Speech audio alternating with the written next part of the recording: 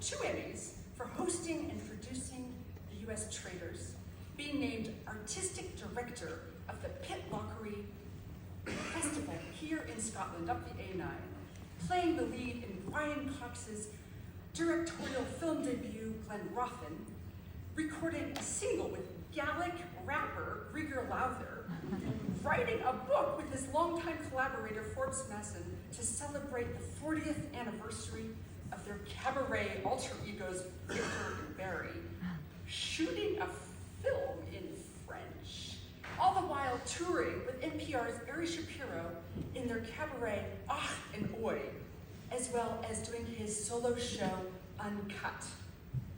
Now, he is the author of 7 books, including New York Times best-selling memoir.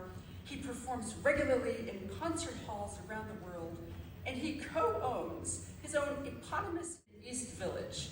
This is a home for all ages, all genders, all colors, all sexualities, where kindness is everything and anything could happen. Now, unsurprisingly, Time magazine named him one of the 3 most fun people in show business. True. Yep, the other 2 were Cher and Stanley Tucci. But 30 years ago, his Hamlet stormed the West End, and he was hailed as an actor knocking at the door of greatness. A quarter of a century ago, he was a sensation as the master of ceremonies in Cabaret, a production that changed Broadway forever. And a decade ago, his visceral one-man Macbeth was a stunning transatlantic success. More recently, his screen work ranges from art to mainstream, but his performances are always indelible, if not immortal.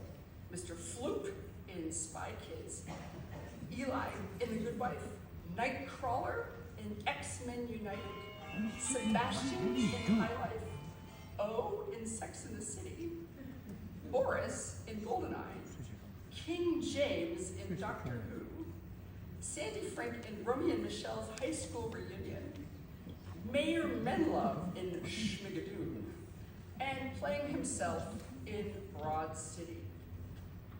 Now, the list of collaborators over the years includes Liza Minnelli, Jeremy O'Harris, Jackie Chan, The Smurfs, David Bowie, The Simpsons, Robert Wilson, Stanley Kubrick, Jay-Z, Bianca Del Rio, The Spice Girls, George Lucas, and not forgetting Dora the Explorer, Arthur, and Elmo. He had a photo exhibition titled Alan Cumming's Snaps, and an award-winning fragrance called Cumming. It's true. Get it after the show.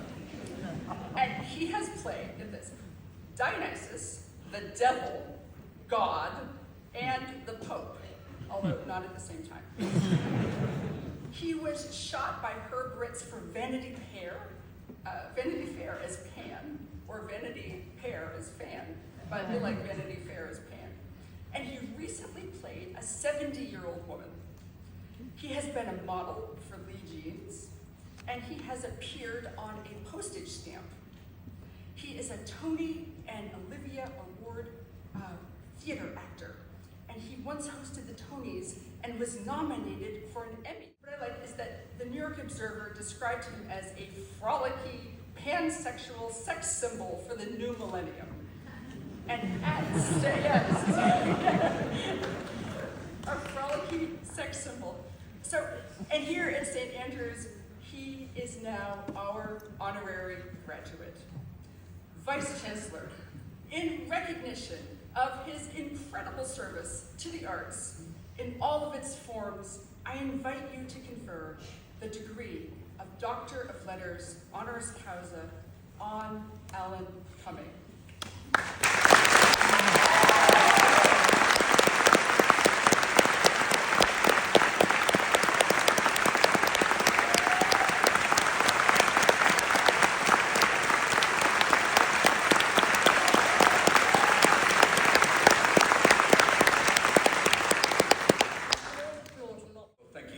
So much for for this great honour. And thank you for letting me be a part of this great day in your lives. It's been so incredible sitting over there and watching you all parade past me with various expressions of pride and joy and fear and relief on your faces. It made me very nostalgic for my student days and my graduation. It sort of made me feel it was only yesterday, it was actually 40 years ago. I know it's hard to believe, but it made me sort of think, what would I have liked to have heard from the person, the equivalent of me today, all those years ago? And so, what I'm going to say is probably not what you want to hear, considering you've just spent the last many years of your lives learning. Because I'm going to say, you must never stop learning. You must never stop being curious. I know people in my life who stopped being curious and they just stopped. It's so important to stay open. This is only the beginning of your education. This may have been your formal education, but learning never stops.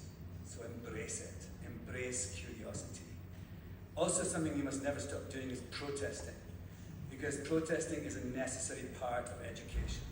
When you protest, you're taking what you've learned, you're combining it with your passion, and you're sharing it with the world. It's a really important thing to do, and this year I'm so happy to be here in a year when we've seen the value of protest at St. Andrews. We've seen it, its potency, we've seen how protest can be contentious, but we've ultimately seen how protest triumphs.